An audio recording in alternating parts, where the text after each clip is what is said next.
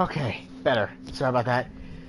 In accordance with the Children's Online Privacy Protection Act, this channel is not intended to be viewed by children under the age of 13. Viewer discretion is advised. Seriously.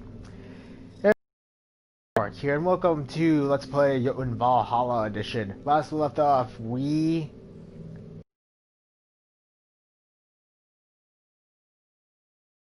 also the apple.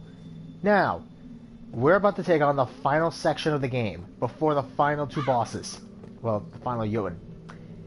Ymir's blood! You know, actually, now that I just realized, I was looking at from where it says with Muspelheim and Niflheim, literally looks like the two areas are connected.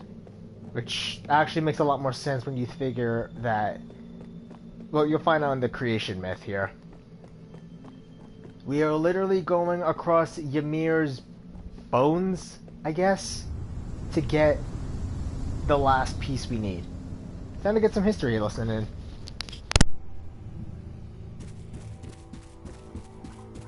Fyrsti þursinn, getinn af ginnungagapi, líkami hans myndar jörðina.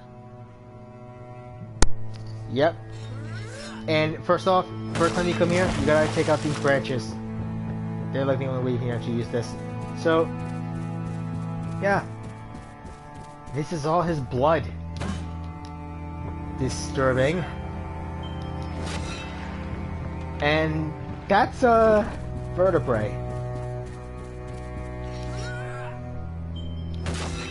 Thankfully, I looked up how to find these, and they're not all that difficult to find. They're actually nearby. Just gotta remember where to go. But, yeah. So, what have I been doing? Well, yesterday I was playing nearly 5 freaking hours of Stellaris as my Dracovian Concordat, which are basically like the tribes, but peaceful. Oh. Creation! Í upphafi var tómið, ginnungagap. Af því uxu tveir heimar, Muspelsheimur og Niflheimur. Óratími leið þar til þeir snertust, og af snertingu þeirra myndaðist Ymir, fyrsti þursinn. These are actually required to get the rune. This is basically the creation myth of the world. Which is actually really useful because I had no idea about any of this until I played this game. See? There are 5 parts. If we want to get the rune, which is in his jaw, holy crap. Okay, we are literally on his body. That's disturbing. Holy crap. Oh. Okay. Oh. Here? No, here. Right. My bad. I got sidetracked for a sec. Anyway. Yeah, this is basically talking about the creation myth of the Norse mythology, and I never knew any of this until I played this game. Oh. You might want to watch out for these. When these light up, they will cause damage. So, best not to do that. Thankfully, there's Ymir right here. You should be nearby. But yeah, we're gonna be here for a bit. Ah, another one. Á meðan Ymir svaf, storknuðu efnin sem mynduðu líkama hans. Hann hóf að svitna og gat af sér hrimþurrsana. Yeah, that's something I need to think about. Literally, their sweat became the giants. That's something I'm never gonna unthink. Oh. Don't worry. Ymir should be nearby. If you're also curious, yes, Khan does use these moves too.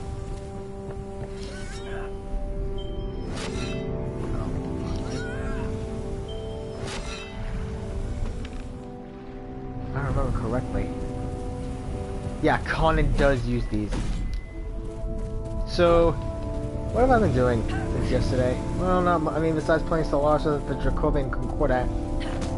They're basically the peaceful version of the Dracovian tribes. Long story short is I'm sort of in a alliance right now. We managed to fight off against a war, and we were able to,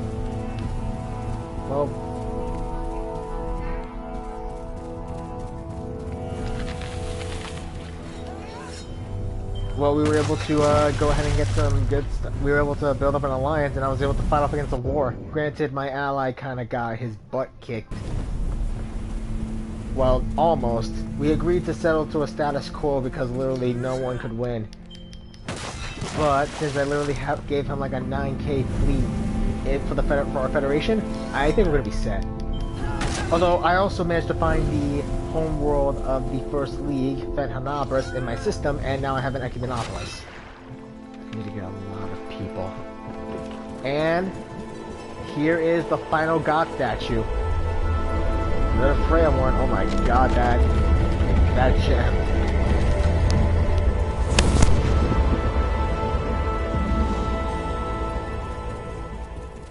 Mér hlotnast lyftur hraði.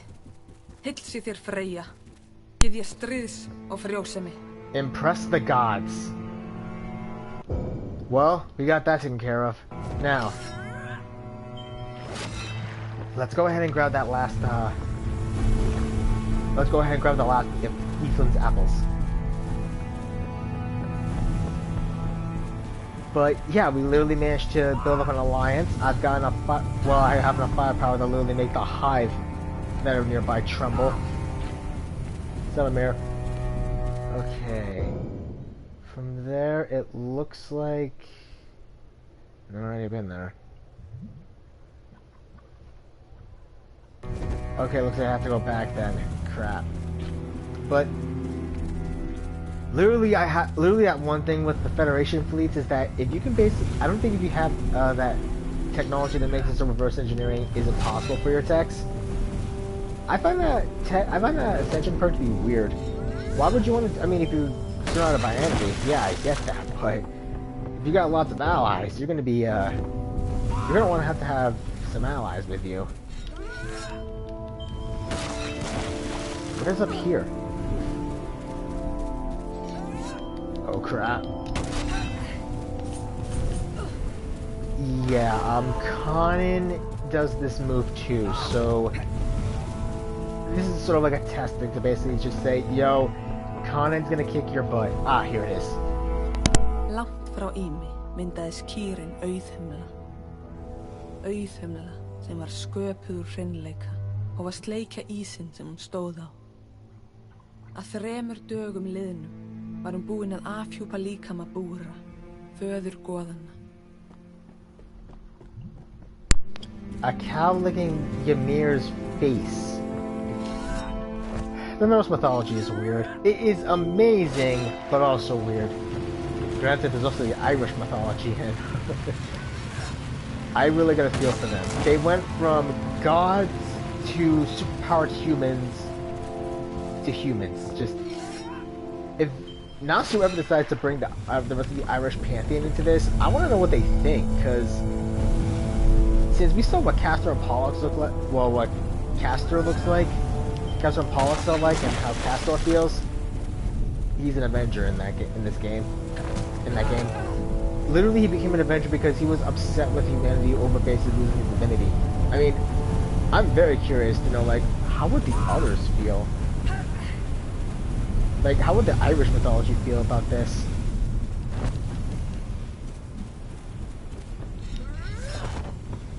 I mean, I kind of understand. I mean, I kind of understand them being upset. Like, they lost everything. They lost their power, their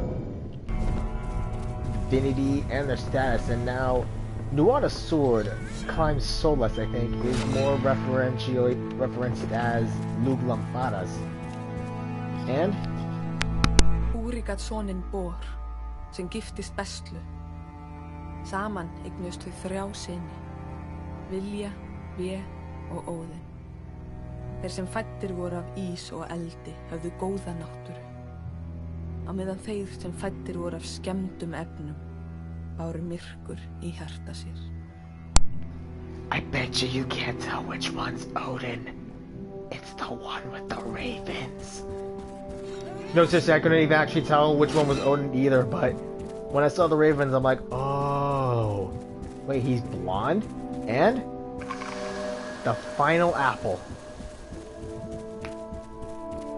Ithun's chosen. We got all the apples, we got all the god powers. Okay, now to get the final one. Once we get this, we're set. Where is it? Ah. But I really do like, even though, oh man, actually I remember Gigyuk and the others were talking, Gigyuk and the other two members of the Trash Talk podcast were talking about the Faith franchise, and he admits that it's convoluted but enjoyable as all hell too. No, that leads to an island. That's not where I want to go. I'll go here. But it's hilarious given how they basically discussed it, and they're like, it's the fact that literally most people would tell you to watch Fate Zero and then Fate Unlimited Blade Works because that's the best adaptation, but the original Fate franchise was 3 different routes, and... Wait, is this the right way? Okay. I think I fucked up. Oh boy.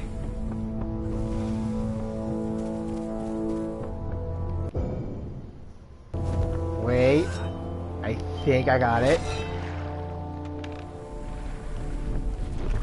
Okay. I mean, I get why people would say play Unlimited Blade Works because literally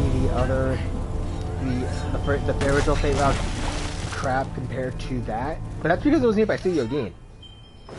And I bet you, if... Is it this way? Or I'm just thinking. I bet you, if they had the chance, if Ufotable had the chance, and I think they're going to attempt to try and remake the original Fate route as their style, which makes sense. Vilji vé og Óðinn drápu þursinn Ymir. Hold hans varð að jörðinni, blóð hans varð að vatni, hár hans varð að grasi og trjám. Hauskúpa hans varð að himninum, sem haldið uppi af 4 dvergum. Þannig var okkar heimur skapaður. I'm wondering how the hell those guys managed to kill that giant, but at the same time, I'm wondering what would happen if he were to come back in Fate now. Like, could he come back as some kind of creature? I don't know. Sköpunargoðsögninni hefur verið lokið. Yep. And his jaw is lowered, and there it is. Inside his lower jaw. No, inside his skull. No, lower jaw, actually. That's disturbing.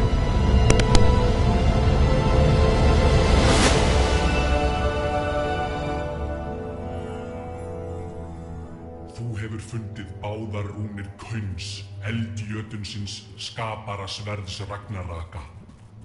Haltu áfram að kanna svæðið, eða snúðu aftur í ginnungagap. So he made he made Sutra's weapon that literally kickstarts Ragnarok.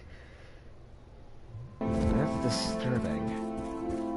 The fact that he actually made that is kind of impressive, really. But I don't think we actually ever knew what Sutra's sword's name. I think it was Levantine, I believe it was. But the fact that this is confirmed to actually have been Conan who forged it, that's kind of impressive. A fire giant who built it.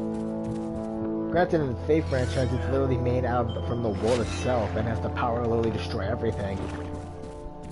Makes me kind of wonder if Ophelia had actually, kept Surtur. She probably could have had a powerhouse. I mean, he could have been like, Surtur, honestly, I know I don't want you to destroy, but I get where you're coming from. Keep a lid on that, because we're gonna need that to take out the other lost belts. If she had actually kept Surtur instead of Sigurd, I would have been impressed. Well, she would have had a freaking Jotun, the Lord of Muspelheim itself. I mean, actually, in the Fate franchise, he is Muspelheim. She would have literally had a freaking powerhouse to take him out. Well, granted, considering that Warden was gonna try to ascend what's left of humanity into godhood, but even then, the foreign god would have just wiped them all out in general. I'm surprised, like, why did they not understand that that an alien was never gonna? Why would an alien care about humans? Oh, these are so cool.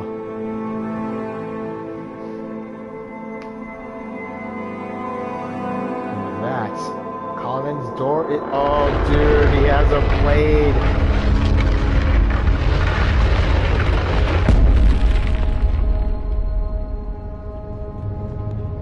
Okay. Well, this is gonna be terrifying.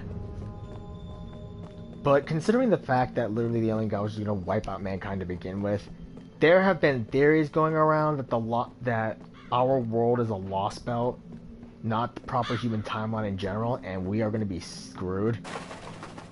But I don't know. I mean, we gotta know what happens at the end. The lost belts can't come fast enough. We need to know how this is gonna end. My theory: Ritsuka goes insane, becomes evil when Fate Grand Order 2 and sort of like he wants to when like he tries to make sure that the Grand Order timeline doesn't become a lost belt, but when he realizes it's impossible, he just is like, you know what, I'm just gonna destroy everything, like what Hunter ever did in Voltron season 7, the final season. I mean, messed up as it sounds, it makes perfect sense. It sounds like something he would do if he were to go insane. Oh, my thoughts.